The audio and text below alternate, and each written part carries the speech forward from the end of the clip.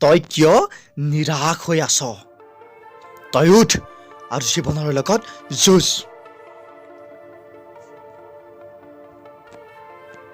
তই কিয় নিৰাশ হৈ আছ? উঠ আৰু জীৱনৰ লগত যুঁজ। হ'ব পাৰে তোক জীৱনে বাৰে বাৰে দলিয়াই পেলাইছে আৰু তোৰ জীৱনৰ ওপৰত খং উঠিছে। হ'ব পাৰে তোৰ সফলতাৰ সুযোগ লৈ সমাজৰ এক শ্ৰেণী মানুহে তোক অপমানিত কৰি হাঁহিৰ পাত্ৰ বনাইছে।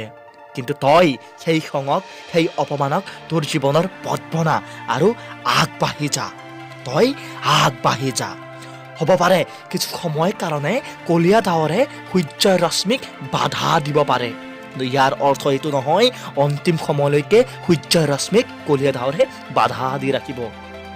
ঠিক সেইদৰে তোৰ সপোনক, তোৰ আশাক, তোৰ জীৱনৰ লক্ষ্যক সমাজৰ এক শ্ৰেণী মানুহৰ অপমানে, এক শ্ৰেণী মানুহৰ বিশ্বাসঘাতাই কিছু সময়ৰ বাবে তোক ৰাখি থ'ব পাৰে। কিন্তু ইয়াৰ অৰ্থ এইটো নহয় অনিৰ্দিষ্ট কাললৈকে তোৰ সপোনক, তোৰ লক্ষ্যক সিহঁতে বান্ধি ৰাখিব পাৰিব।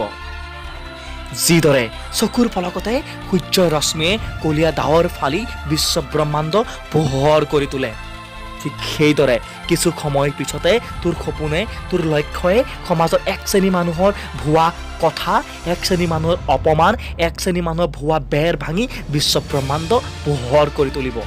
তই কিয় নিৰাশ হৈ আছ? উঠ আৰু জীৱনৰ লগত যুঁজ।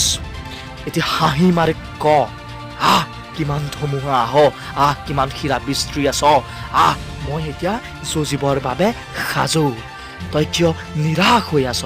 উঠ আৰু জীৱনৰ লগত যুঁজ।